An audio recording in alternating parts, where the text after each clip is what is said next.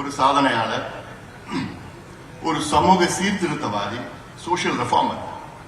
ஒரு சமூக சீர்திருத்தவாதி என்பது இந்தியாவிலே அதாவது மொத்தத்தில் ஒரு 5 பேர் 6 பேர் தான் இருந்திருப்பாங்க.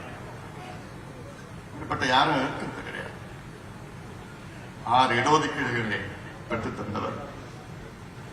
நமக்கெல்லாம் அரசியல் கற்றுக் கொடுத்தது, சமூக நீதி என்றால் நமக்கெல்லாம் பாடம் கொடுத்தது, கற்றுக் கொடுத்தது ஐயா அவர்கள் தான். ஆனால் இன்றைக்கு ஐயா அவர்களால் இந்த இயக்கத்தை, நம் கட்சியை நிர்வகிக்க அதில் ஒரு சூழல் இருக்கிறது. இது சில செய்திகள் என்னால் வெளியில் சொல்ல முடியாத ஒரு சூழல். அந்த காரணத்துக்காகத்தான் நான் ஒன்னும் ரொம்ப பிடிவாதக்காரன் கிடையாது. நான் சொல்றது நம்ம எல்லாம் சேர்ந்து செய்யலாம்.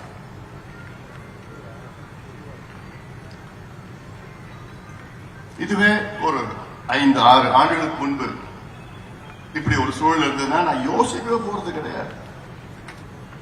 எனக்கு இந்த பதவி, பொறுப்பு, அது இதெல்லாம் நிச்சயமா என் மனசுல எதுவுமே கிடையாது. எனக்கு இந்த பதவி வேணும்னா நான் 10-15 ஆண்டுகளுக்கு முன்பு நான் வாங்கிட்டு இருப்பேன், கேட்டு வாங்கிட்டு இருப்பேன். நான் எனக்கு அவசியமே இல்லை.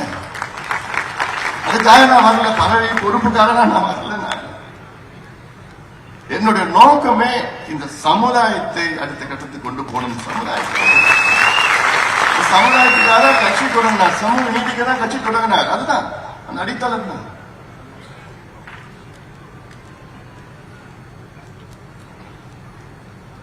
இன்னைக்கு ஐயாவை சுத்தி இருக்கின்ற ஒரு சில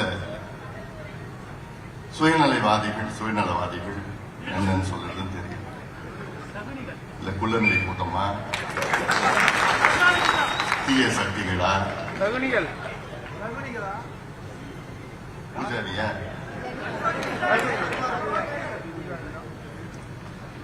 இவங்க ஒன்னும் திருப்பி மாத்தி சொல்லாததெல்லாம் சொல்லி, செய்யாத ஒண்ணும் பொய்ய சொல்லி ஒரு சில பேர், நிறைய பேர் மனசுலதான் எவ்வளவு வலி இருக்கும்னு எனக்கு தெரியுது. நீங்க இங்க வந்திருக்கீங்க, இந்த ஒவ்வொரு மனசுலயும் இந்த கண்ணு வேணுமா, இந்த கண்ணு வேணுமா என்ன சொல்லுவீங்க? இந்த கண்ணு வேணும்னு சொல்லுவீங்க. இல்ல இந்த கண்ணு தான் முக்கியம் யாராவது சொல்லுவீங்களா? உங்க வலி என்னால புரிய முடியுது. ஆனா எல்லாத்துக்கும் வேற எனக்கு வலி, எவ்வளோ வலி நான் தாங்கிட்டு இருக்கிறேன். நான் தூங்கியே எவ்வளவு நாள் ஆகும். எவ்வளவு மனசுல நான் தாங்கிட்டு இருக்கிற பாரங்களை தாங்கிட்டு இருக்கிறேன். ஆனாலும் அமைதியா இருக்க உங்க முன்னாடி நான் சிரிச்சுட்டு தான் இருக்கிறேன்.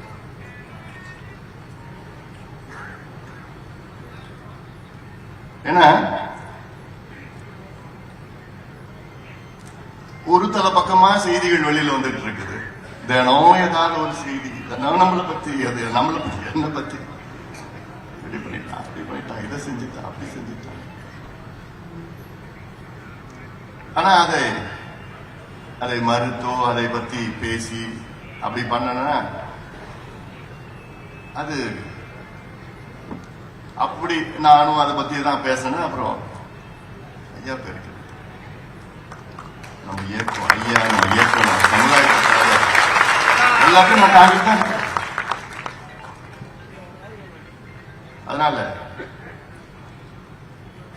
2 பேரும் சேர்ந்து போட்டதானே சண்டை.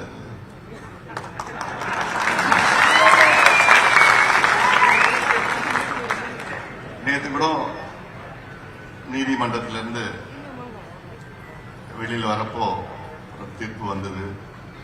எனக்கு சுத்தமா மகிழ்ச்சி கிடையாது, சந்தோஷம் கிடையாது, வருத்தம். என் மனசுல அவ்வளவு வலியோட தான் அந்த தீர்ப்பை நான் எதிர்கொண்டேன்.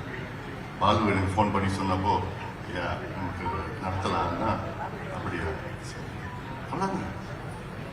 யாருக்கு எதிர்த்து தீர்ப்பு? யார் எதுக்கு அந்த தீர்ப்பு?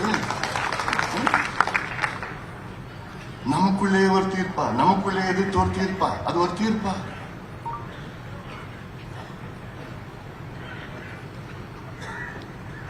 அதனால இது நமக்கு ஏதோ வெற்றி வெற்றி அப்படிலாம் நிச்சயமா என்ன பொறுத்த வரைக்கும் வெற்றி கிடையாது. இது நம்ம குடும்பம், நம்ம எல்லாம் குடும்பம், இவ்வளவு பெரிய குடும்பம், நம்ம கட்சி, நம்ம குடும்பம். அதான் என் மனசுல ஆழமா என்னைக்கு நான் கடைசி வரைக்கும் அதான் என் மனசுல இருக்கு.